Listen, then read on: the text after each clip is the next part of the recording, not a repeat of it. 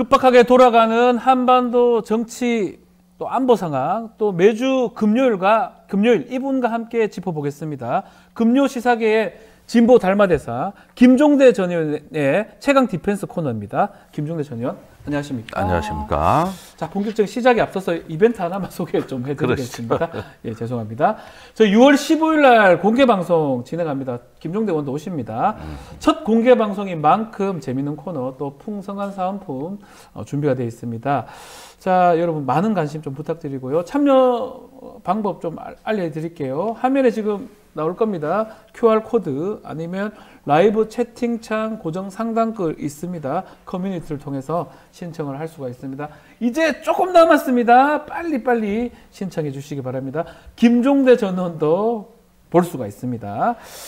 네, 감사합니다. 자, 좀 전에 김정민 변호사하고 최상병 사건 얘기도 했었고요. 그 얘기는 잠시 후에 좀 본격적으로 좀 해보고요. 그거 하기 전에 가스 얘기 석유가스 얘기 좀 해봐야 될 것 같습니다.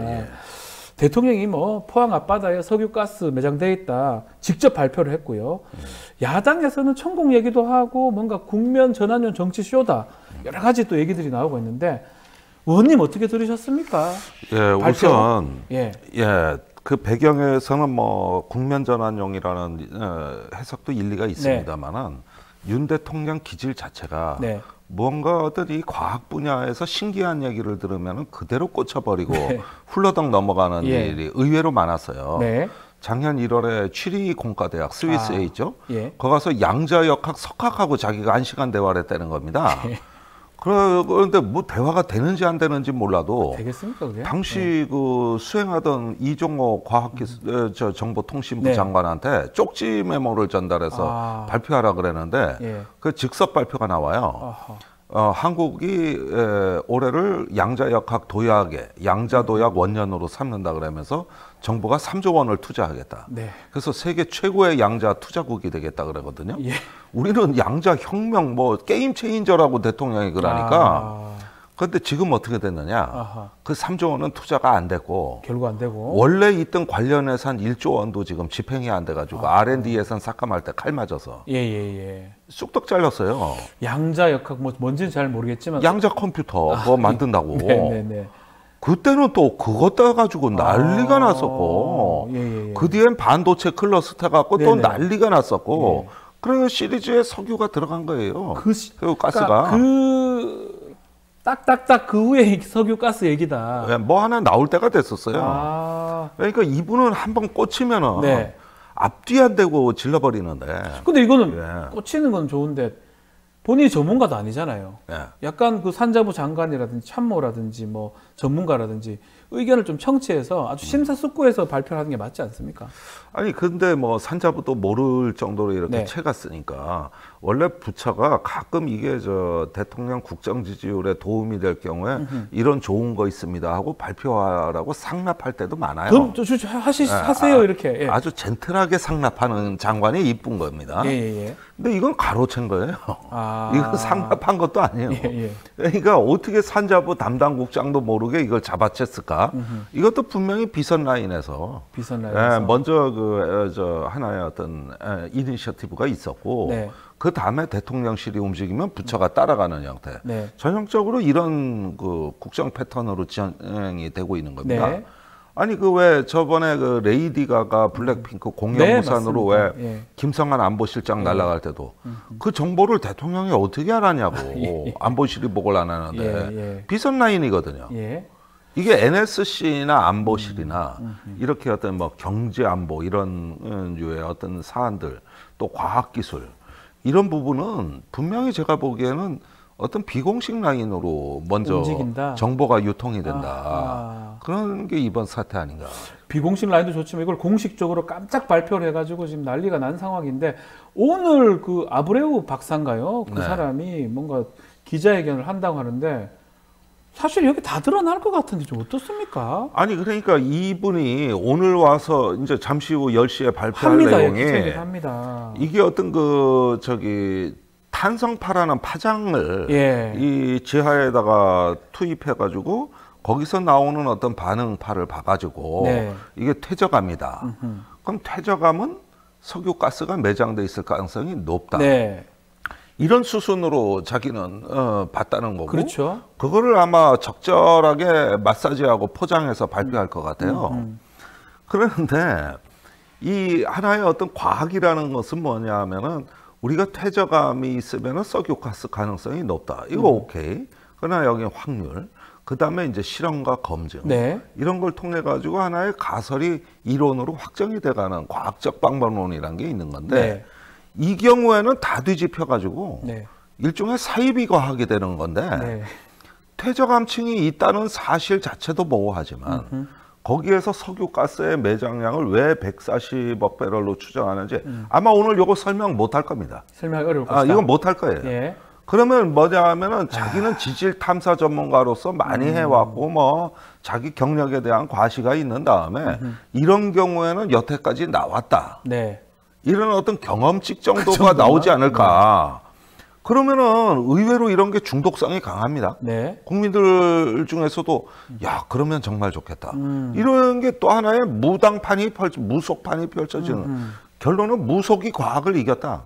과학이 아닌데 이게 과학보다 더 사이비 과학. 사이비 과학이 된다. 아니 우리가 지금까지 보면은 예. 항상 과학이 타락할 때 파시즘의 전조였다고요. 네. 그래서 이제 독일 학자 울리백이 86년에 그 유명한 위험 사회란 저서에서 네.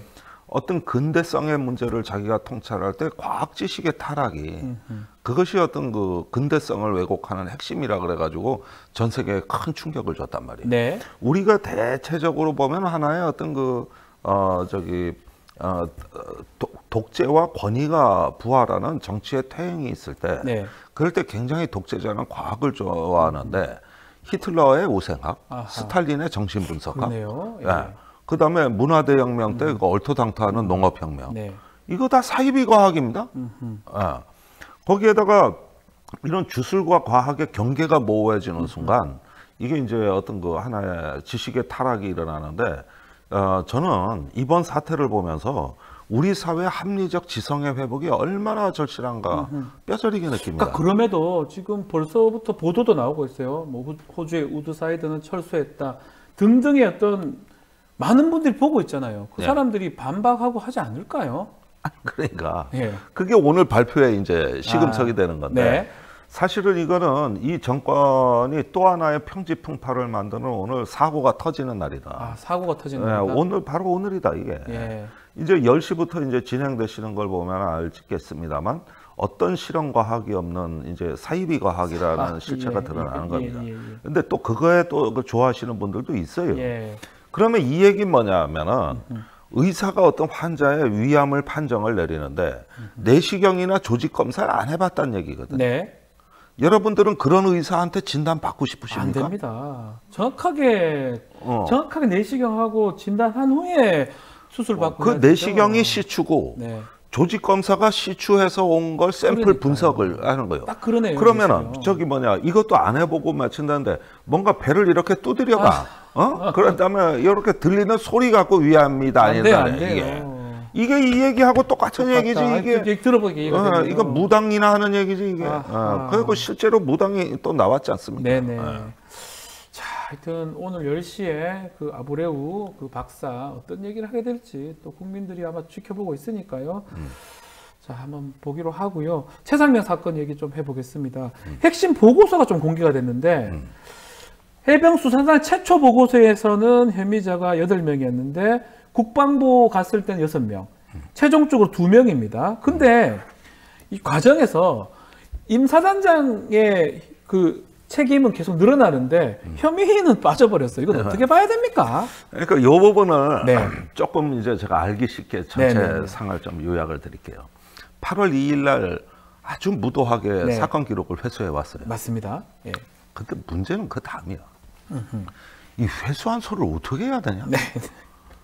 이게 끙끙 앓는 게, 야, 이거 뭐 보관해야 돼? 어디 네. 줘야 돼? 네. 야, 회수는 위에서 찍어 눌러서 해왔는데, 네. 이 서류 어떻게 처리해야 돼? 이걸로 일주일이 간 거야. 아이고야. 예. 그 사이에 대통령실에서 전화는 왔지만, 아이고, 처리 방향이 안 나오는 거예요. 네. 왜냐하면 조사본부는 안 받겠다.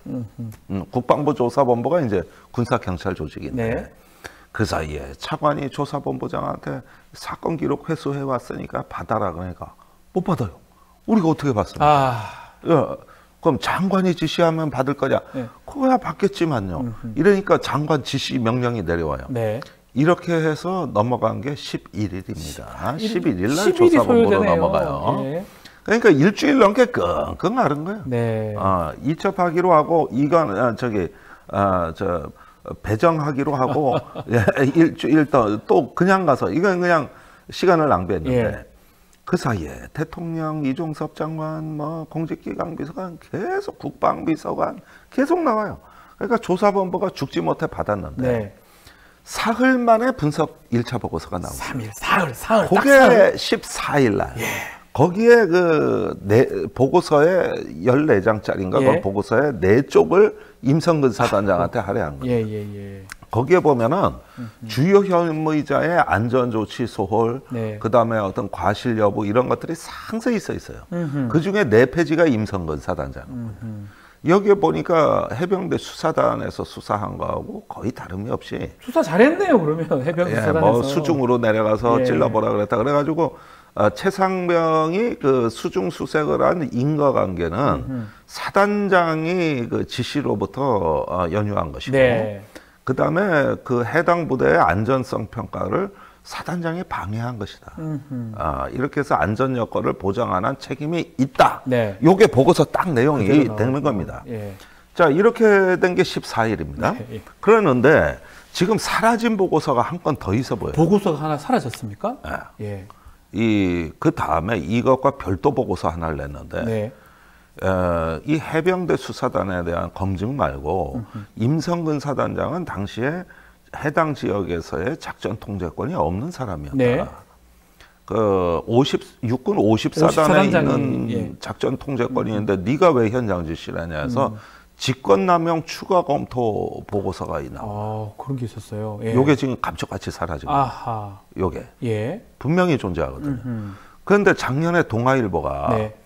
이렇게 1차 보고서가 나왔고 오히려 직권남용이 추가됐다는 걸 단독 기사로 내버린 거예요. 네. 그때 국방부가 허위 사실이라고 난리를 친 거예요. 그거 뭐 기자들한테 문자로 허위 사실에 예. 이거 뭐 국방부가 조치할 거다 협박에다가 엄청나게 강경하게 대응을 했는데 그때 동아일보가 지금 사실로 밝혀진 거예요. 동아일보 말이 맞았다. 예.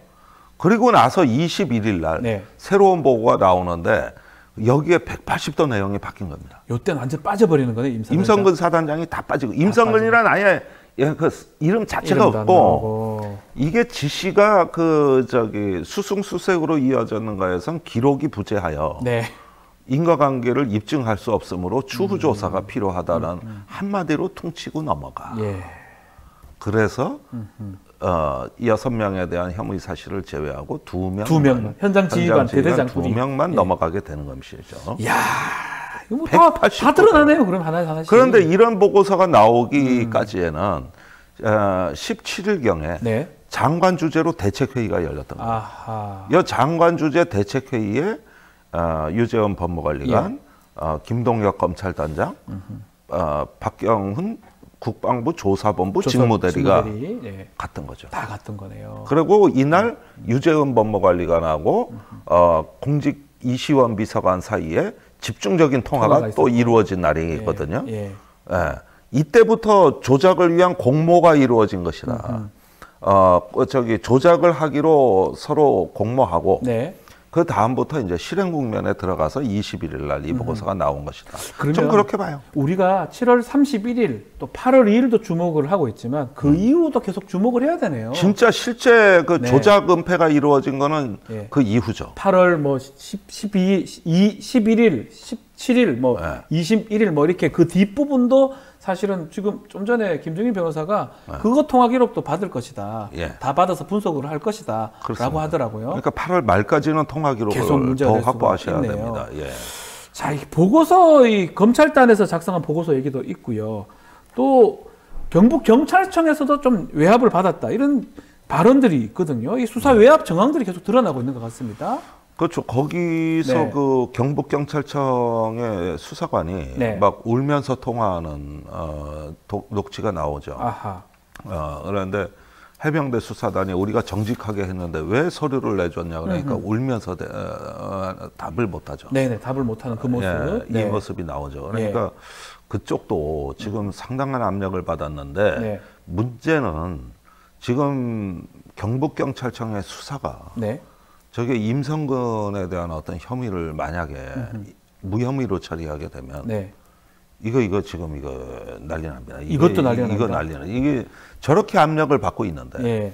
이 정권에선 필사적으로 임성근을 무혐의 처리해야 하나의 카드를 쥐게 되는 거거든요. 네. 봐.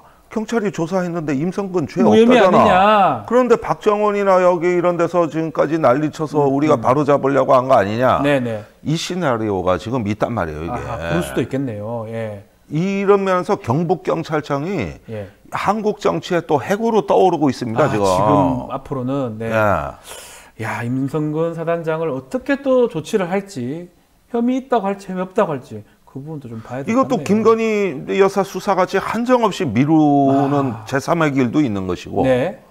그러면은 아니 도대체 우리 국민 한 사람이 최수근이랑 국민 한 사람이 사망한 게 작년 7월 19일인데 그러니까요. 아 무슨 놈의 얼빠진 수사기관이 1년 넘게 결론을 못 내립니까 그래. 네.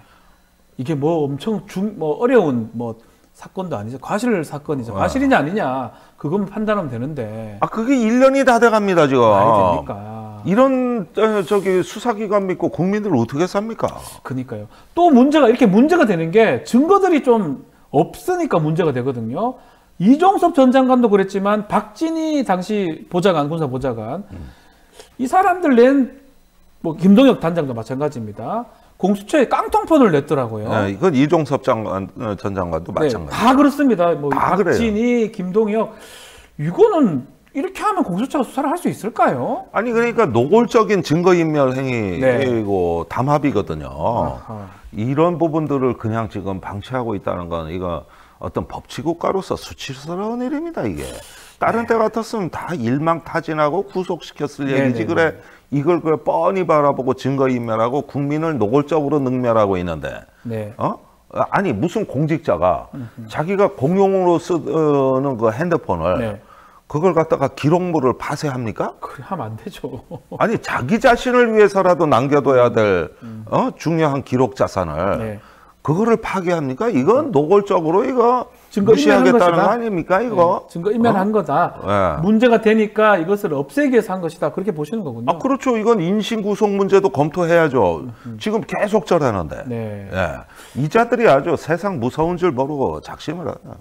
지금 뭐 이렇게 윗선 개입 의혹이 점점점 드러나고 있는 그런 상황인데 뭐 석유 시추 이런 거 발표할 게 아니라 이거 최상병 얘기하는 게 더 맞지 않나요? 아니 대통령께서? 그러니까 문제는 이 석유 그 시추 발표한 3일 날 예. 9.19 군사합의 무력화도 결정이 됐거든요. 맞습니다. 당일날. 예, 네. 지금 접경 지역 주민들 걱정이 이만저만이 아니요. 이게 지금까지 그 군사합의서 덕분에 꽃게 마음 놓고 잡고 네. 확성기 방송 안 들으며 살았는데 이렇게 높아진 삶의 질이 붕괴하고 일상이 사라지는데 네. 이게 석유는 펑펑 나오고 평화는 깨진다. 이게 저 대한민국의 중동 국가화요. 아하. 중동이 그래요. 그렇죠. 중동이 지금 석유는 많이 나오지만 위험하죠. 매우 위험하잖아요. 그래서 못 사는 거예요. 이제 대한민국의 중동 국가화가 시작된다. 아니 석유는 나온다고 떠벌리고 평화는 깨지고. 네. 그게 중동의 이란, 이라크, 시리아, 레바논 이런 나라들 아닙니까? 딱 그러네요. 네, 딱 그렇습니다. 그런 나라들 되자는 얘기예요. 예. 석유 얘기 뭐 오늘도 지켜봐야 되겠지만 더 중요한 거는 지금 말씀하신 것처럼 9.19 군사합의 지금 정지시켜 버렸거든요. 혹시 그러니까 도발 같은 게 또 있을 수 있을까요? 아니 분쟁, 제 생각에는 예, 이제 곧 그 바람의 방향이 예. 이제 곧 북풍으로 바뀔 것 같아요. 지금 남풍입으로 대북 전단을 네. 엊그제 올려보낸 것 같습니다. 네. 그것도 경찰이 단속을 안 해요. 예. 그러면 이제 저쪽에서 곧 그 대응이 있을 거거든요. 대응이. 그때 우리 군은 확성기 방송을 할 거고. 재개하겠다. 확성기를 북한 너무 싫어하잖아요. 가만히 있지 않을 것 같은데요. 그렇죠. 그 휴전선 북쪽으로 30km까지 네. 그 저 소리가 들리니까 이건 국토에 엄청난 양이 이제 그 심리전에 사정권에 들어가는 네. 거고, 그리고 북한도 틀어대기 시작하면은 이게 전례 없이 틀어대면은 저기 어디 강화도 같은데 어디 가시면은 네. 잠 못 자요. 들리는 거죠, 계속 들리는 거죠. 아니 양쪽의 방송이 다 들린다니까. 네, 북쪽에 가 있으면 그런 일이 생긴다. 그거 어떻게 삽니까 사람이? 지금이라도 좀 뭔가 이게 좀 대화 이런 부분들이 어떻게 봐야 됩니까? 아니 그러니까 이런 꼴을 만들어 놓고 네. 한쪽에서 석유 나온다고 그러고 네. 이게 나라 꼴이 이제 네. 참 그 아주 암울한 상황으로 가는 거죠. 이렇게 돼서 우리 일상이 파괴되고 삶이 위협받는 주민들의 고통을 보면 네. 이게 얼마나 값비싼 결정입니까? 거기에다가 이런 어떤 그 석유의 사이비 과학이 춤출 때 네. 우리 사회 전문가들이 바른 소리를 안 했어요. 아하. 이 과학자들이 다 입을 닫고 있습니다. 나는 이게 바로 우리 사회가 얼마나 앞으로 민주주의와 이 어떤 사회의 합리적 지성이 위협받는가에 대한 거대한 퇴행이 시작됐다고 보는 거거든요. 네. 지금이라도 일어나가지고 이 전문가들이 말을 하고 투명한 공론회장에서 이런 문제를 녹여버릴 수 있는 이런 국가의 품격이 없으면 대한민국 미래는 암울해지는 겁니다. 네. 이건 우리 자신의 문제입니다. 어떻게 이런 뭐 무속에 가까운 거에 대한민국이 이렇게 농락당할 수가 있습니까, 이게? 더 중요한 것들을 놓칠 수 있다. 그 말씀이시네요. 예. 자, 이번 대통령 배우자 얘기도 좀 해봐야 될 것 같습니다. 검찰에서는 뭐 부인하고 있지만, 아직 얘기는 정확하게 안 하고 있지만, 공개 소환 가능성도 지금 커지고 있는 가운데, 김건희 여사는 연일 광폭 행보를 하는 것 같습니다. 아프리카 뭐 관련된 것도 있고. 네. 어떻게 봐야 됩니까? 이렇게 행보하는 거는? 글쎄 이 부분은 저는 그렇게 봅니다. 이 대통령 배우자는 공개 활동할 수도 있습니다. 네. 그리고 간 행사가 나쁜 행사도 아니에요. 그러면 할 수도 있고 안 할 수도 있는 건데 우리가 조금 약간 불편하게 느끼는 대목은 뭐냐면 네. 자기 멋대로라는 겁니다. 아, 멋대로 한다고요? 나오고 싶으면 나오고 아하. 하고 싶으면 하고. 예. 지금까지 뭐 한 10개월 가까이 사라졌다가 이제 난 나갈래. 그런데 이 행태가 네. 하나의 어떤 퍼블릭 서번트, 공복으로서의 자세가 아니고 약간 프라이빗한 어떤 자기 그 일종의 어떤 그 욕망의 확장. 그러니까 하고 싶으면 하고 말고 싶으면 말고 내 마음대로야. 최근에 그 넷플릭스의 더 A 쇼에 나오는 예. 그 8층에 사는 여자하고 똑같아. 8층 여자요. 네, 8층 여자. 예. 거기하고 똑같아요. 하는 행태가. 그게 아주 풍자성이 강해서 내가 재밌게 봤는데. 네.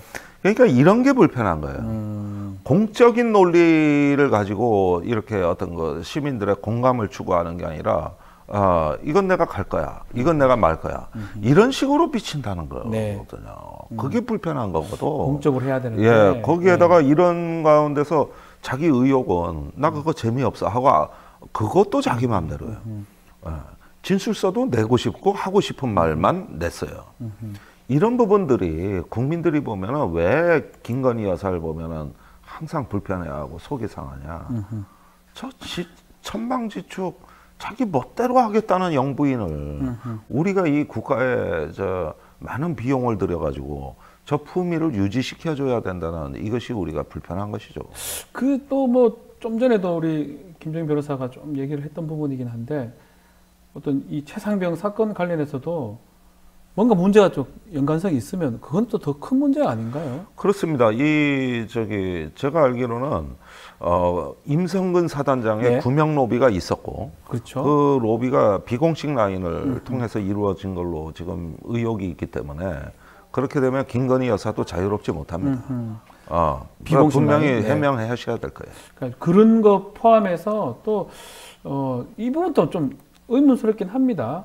8월 2일 날 12시에 이제 통화했던 부분, 김정인 변호사 좀 짚어주셨는데, 대통령이 그 시간에 통화를 뭐 누구인지는 정확하게 대통령이 아직 얘기를 하고 있지 않기 때문에 네. 그 부분도 좀 확인이 좀 돼야 되는 거 아니냐. 네. 그 얘기도 좀 하고 있습니다. 그렇습니다. 네. 지금 그런 어떤 총체적인 문제가 버무려져 가지고 네.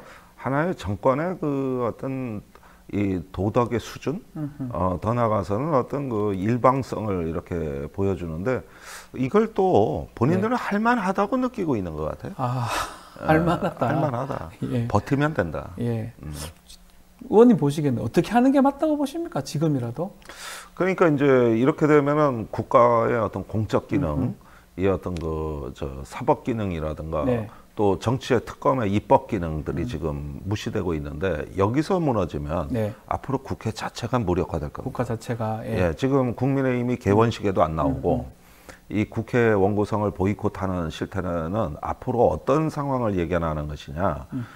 민주당은 끊임없이 국민 다수 요구를 받아가지고 법률을 입법하고 대통령은 끊임없이 이거는 절차상 안 맞고 여야 합의가 안 됐다는 이유로 거부하는. 입법하면 거부하고 입법하면 거부하고 이런 상황이 될 것이다. 네, 그래서 네. 이제 입법권 자체가 무력화되는 단계로 22대 국회가 진행이 되게 되는데 네. 이건 한국 민주주의의 가장 심각한 위협이자 아하. 더 나아가서 조금 더 제가 극단적인 어떤 상황이 된다면 네.